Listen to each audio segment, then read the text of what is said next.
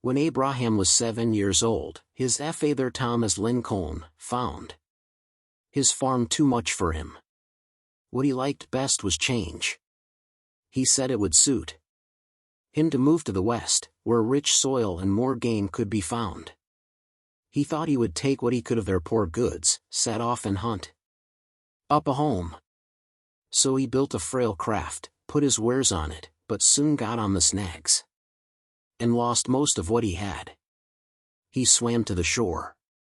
In a few days the waters, which had come up as high as the banks, went down, and folks along shore helped him get up a few of his goods from the bottom of the river. These goods he put into a new boat, which he said he would pay for as soon as he could, and then floated down the Ohio to Thompson's Land ing. Here he put what he had brought with him into a storehouse, and went off a score of miles through the woods to Piggy Creek. He found the soil all he thought it would be. He chose a tract of land, and then made a long trip to enter his claim at Vincennes. The next thing to do was to go back to Kentucky. The cool days of November had come ere wife and children, with 2 horses which a friend had loaned, and what goods were left, set out for the far-off land of Indiana. When night came they slept on the ground on beds made of leaves and pine twigs. They ate the game the reflees brought down, cooking it by the campfire. From time to time they had to ford or swim streams.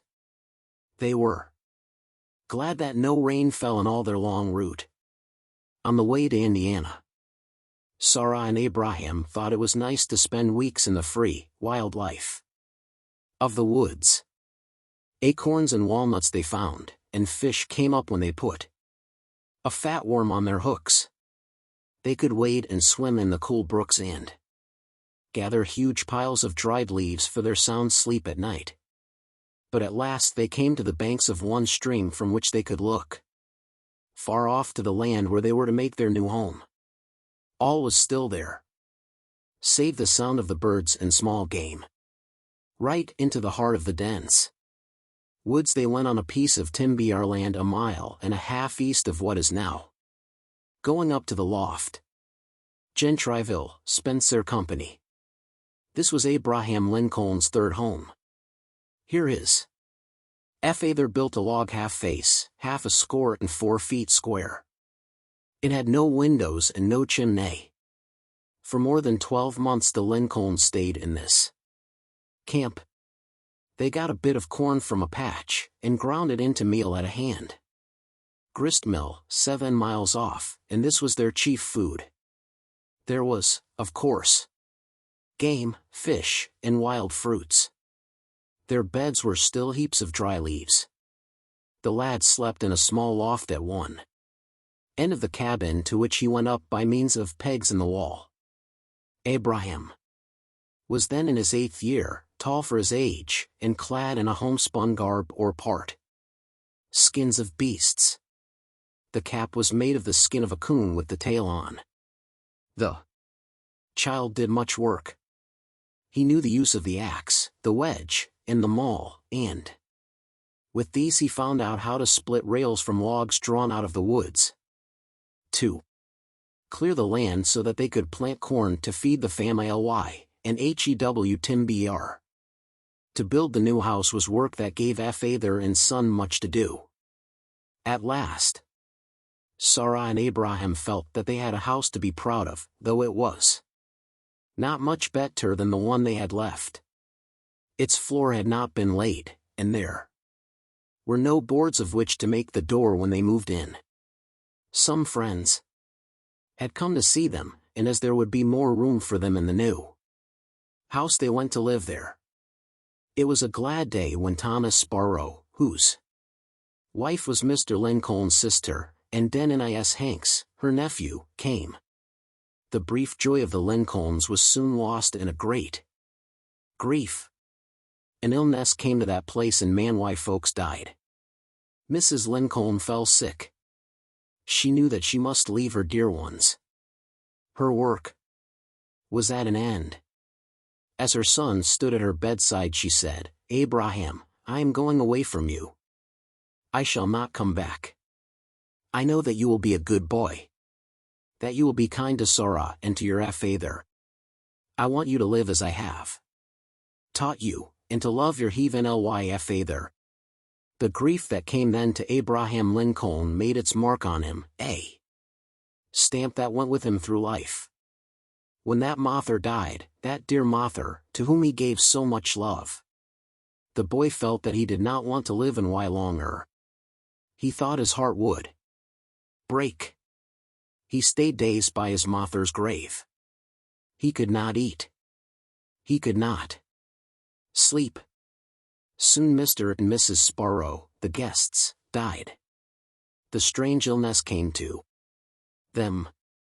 It came, also, even to the beasts of the fields in that land. Those were sad days. Nancy Hanks Lincoln was 33 years old when she died. Her husband, Tom, made a coffin for her of green lumber cut with a whipsaw, and she, with others, was buried in a small clear ing made in the woods. There were no prayers or hymns. It was great grief to young Abraham that the good man of God who spoke in the old home was not there to say some words at that time. It was then that the 10-year-old child wrote his first letter. It was hard work, for he had had small chance to learn that art. But his love for his mother led his hand so that he put down the words on paper, and a friend took them 5 scores of miles off. Good Parson Elkins took the poor note sent from the boy he loved, and, with his heart full of pity for the great grief which had come to his old friends, and because of his deep regard for the noble woman who had gone to her rest, he made the long journey, though weeks passed ere he could stand by that grave and say the words Abraham longed to hear. With mother gone, Sarah Lincoln must keep the house, do the work, sew, and cook for father and brother. She was 11 years old. The boy did his part, but though he kept a bright fire on the hearth, it was still a sad home when mother was not there. Books came to give a bit of cheer. An arithmetic was found in some way, and also a copy of Aesop's fables. For a slate a shovel was used. For a pencil a charged stick did the work. A year went by, and one day Thomas Lincoln left home. He soon came back, and brought a new wife with him. She was Sarah Bush Johnston, an old friend of Elizabethtown days. She had 3 children, John, Sarah, and Matilda. A kind man took them and their goods in a 4-horse cartway to Indiana. A great change then came to the Lincoln house. There were 3 bright girls, and 3 boys who made a deal of noise. A door was hung, a floor laid, a window put in. There were new chairs, a bureau, feather beds, new clothes, neat ways, good food, love and care, and much to show Abraham that there was still some hope in the world. The new mother was a kind woman, and at once took the sad boy to her heart. All his life from that time, he gave praise to this friend in need. A chance came then for a brief time at school, and this was made the most of. Folks said the boy grew like a weed. When he was 12 it was said one could almost see him grow. At 65 years old he was 6 feet and 4 inches high. He was well, strong, and kind. He had to work hard. He did most of the work his father should have done. But in the midst of it all he found time to read. He kept a scrapbook, too, and put in it verse, prose, bits from history, sums, and all print and writ ing he wished to keep. At night he would lie flat on the floor and read and figure by firelight.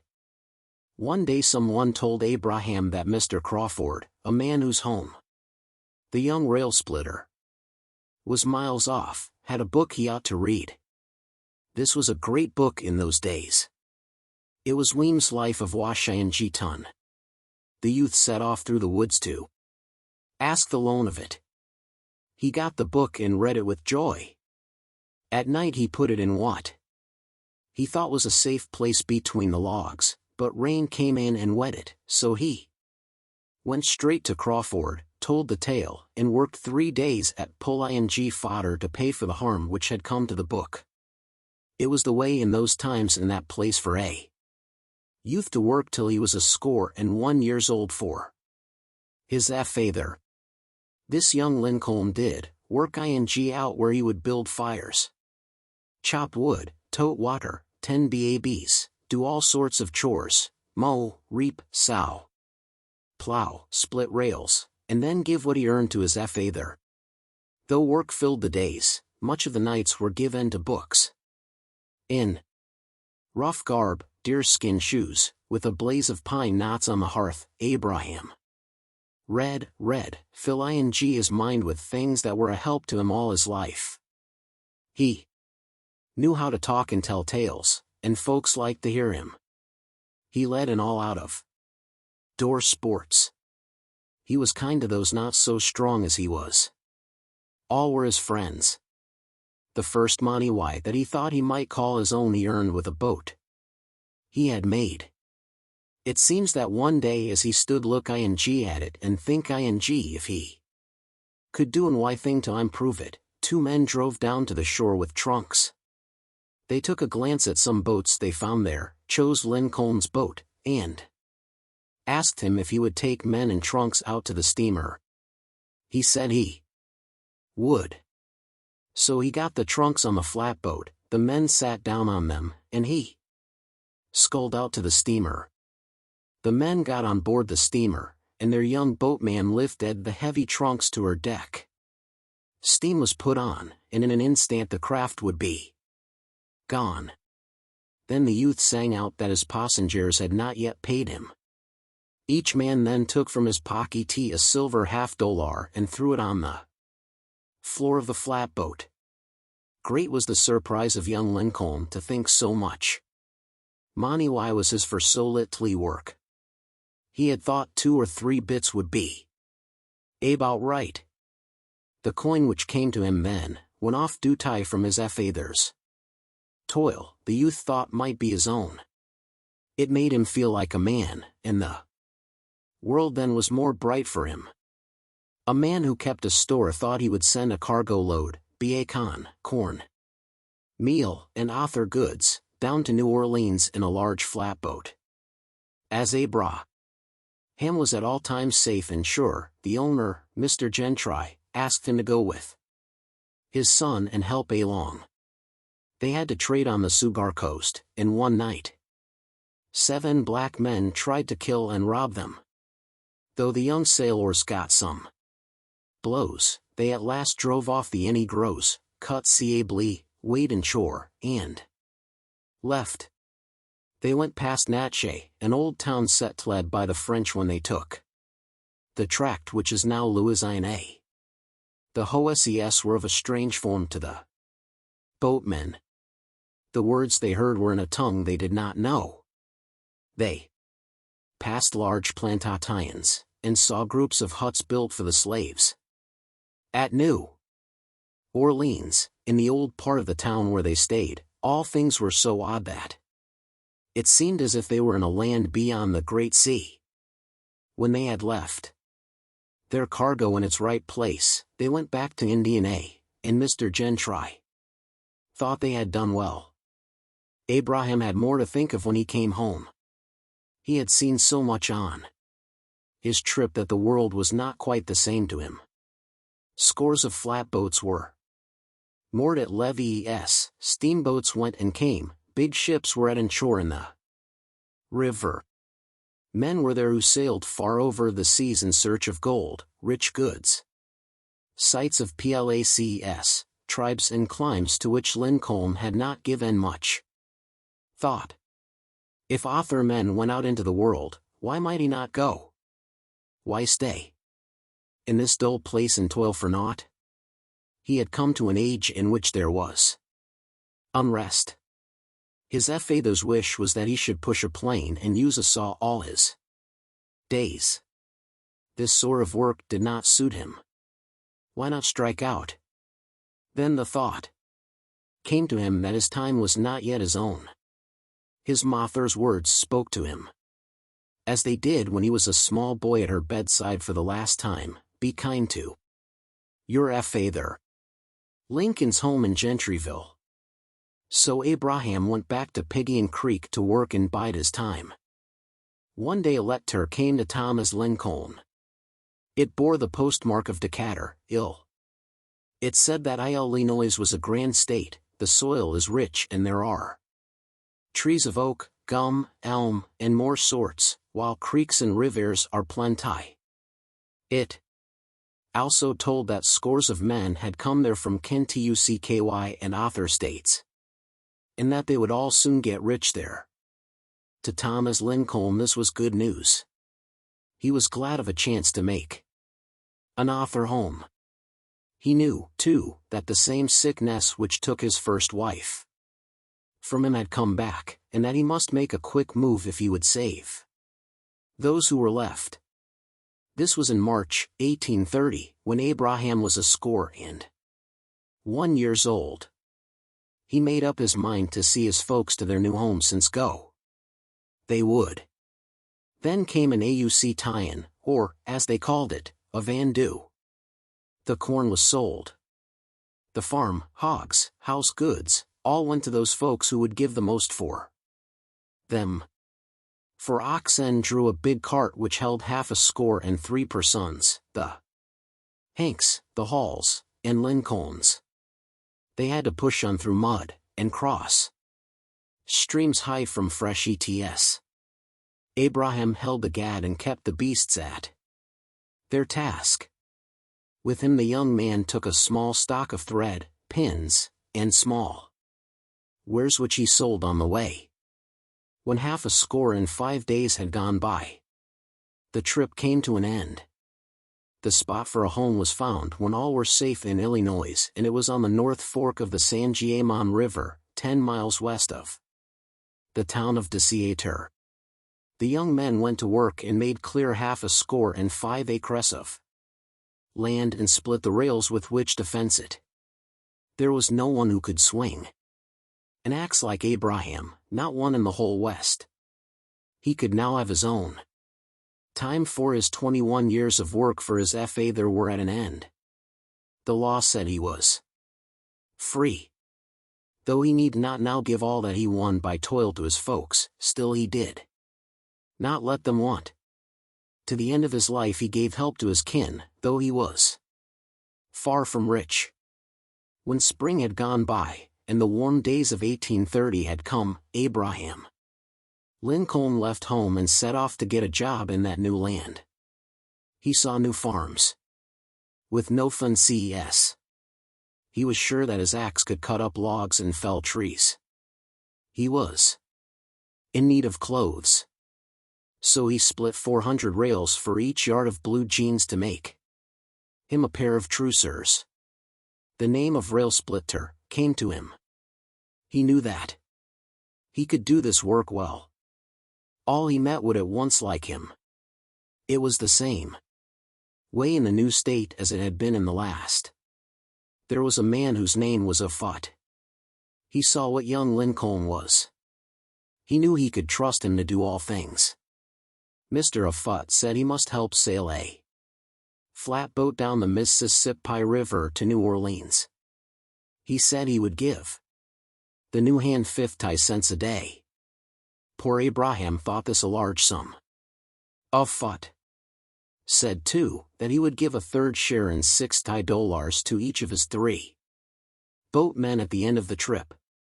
At a sawmill near San Gaimon town the flatboat was built. Young Lincoln worked on the boat, and was cook too, for the men. At last they were off with their load of pork, live hogs, and corn. When the flatboat ran aground at New Salem, and there was great risk that it would be a wreck, Lincoln found a way to get it off. Folks stood on the banks and cheered. At the wise plan of the bright boatman. The flatboat and its crew on the way to New Orleans. When first in New Orleans, though Lincoln had seen slaves, he had not known what a slave sale was like. This time he saw one and it made him sick. Tears stood in his eyes. He turned from it and said to those with him, "Come away, boys. If I ever get a chance, some day, to hit that thing," here he flung his long arms toward that block, "I'll hit it hard." The boatmen made their way home, while Offutt stayed in St. Louis to buy goods for a new store that he was to start in New Salem. First Abraham went to see his father and help him put up a house of hewn logs, the best he had ever had. When Offutt's goods came, Abraham Lincoln took his place as clerk. The folks who came to buy soon found out that there was one in that store who would not cheat. The coins at that time were English or Spanish. The clerk was exact in figures, but if a chance fraction went wrong he would ride miles to make it right. There were rough men and boys near that store. Lincoln would not let them say or do things that were low and bad. The time came when he had to whip some of them. He taught them a lesson. His great strength was his own and his friend's pride. Days there were when small trade came to the store. Then the young clerk read one thing he felt he must have. That was a grammar. He had made up his mind that since he could talk he would learn to use the right words. He took a walk of some miles to get a loan of Kirkham's grammar. He had no one to teach him, but he gave his mind to the work and did well. Each book of which he heard in New Salem, he asked that he might have for a short time. He found out all that the books taught. Once, deep down in a box of trash, he found 2 old law books. He was glad then, and said he would not leave them till he got the juice from them.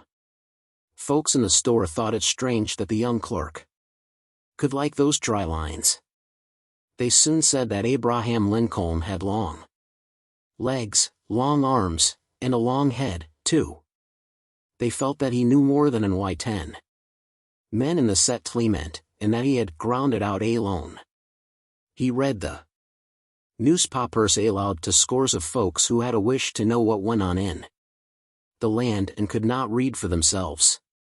He read and spoke on the themes of the day, and at last, his friends said that he ought to help make the state laws, since he knew so much, and they felt that he would be sure to plan so that the poor as well as the rich should have a chance.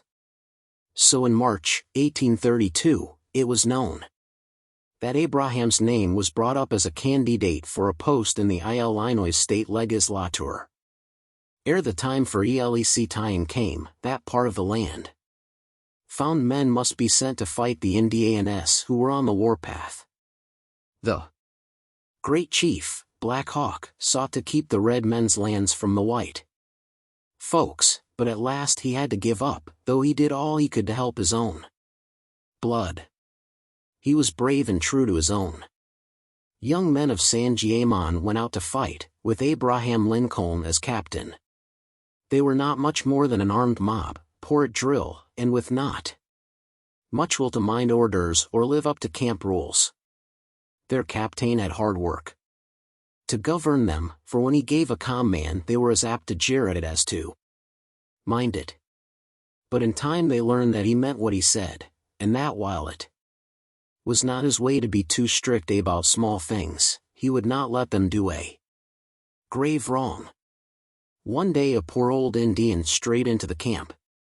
He had a pass from General Cass which said that he was a friend of the whites, but the men had come out to kill redskins, and not have yet had a chance to do so, thought they must seize this one.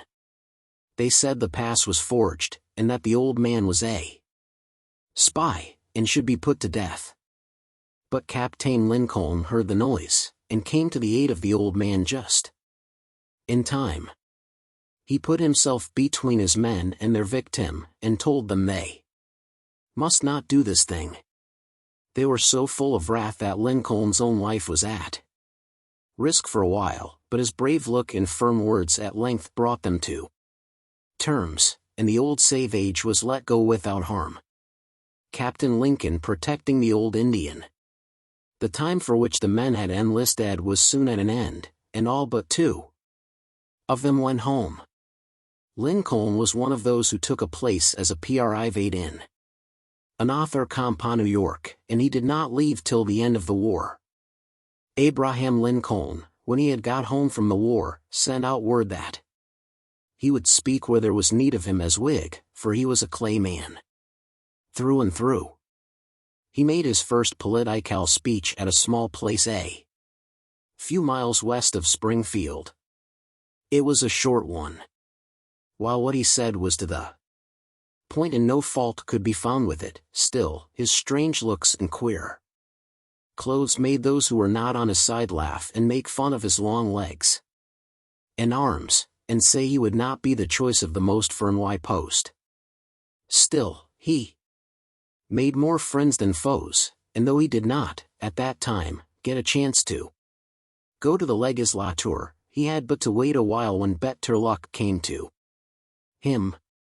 In the meantime Mr. Lincoln knew that he must find work of some kind, for he had no funds on which he could live. He then kept a store with a man, but the gain was small and at last they had to give up. There was a large debt and the partner would not help pay it, so Lincoln took it all on himself, though long years went by ere it was all paid. Law came to him as the next best move, and once more the young man gave his mind to it all his time, days as well as most of the nights.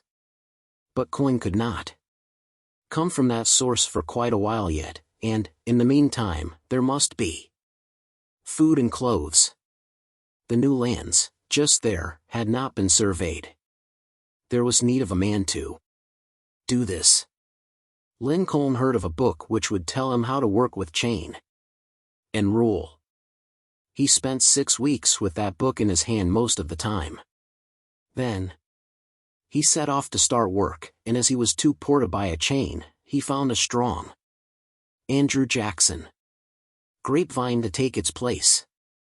He was right glad of the sums which came to him. Then for doing this work, the President of the U.S. at that time was Andrew Jackson. He was a strong friend of Abraham Lincoln and made him postmaster of New Salem in 1833. As folks did not write much in those days, the post of vice took but a small part of Mr. Lincoln's time. The newspapers which came by post were read, and passed from one to another, and the postmaster often told the news as he went to the houses where letters were to be left. The hat took the place of a mail bag. The grapevine chain and the tools with which the length and breadth of the land were found went along, too, as the good man took up his job at surveying. Law books must have their share of time, and that had to come then, most ly from sleep hours. There were scores of folks who asked the postmaster to help them. This he did with great goodwill. He now knew some law and could set them right. All had trust in him. It was not long, then, ere he was at the bar.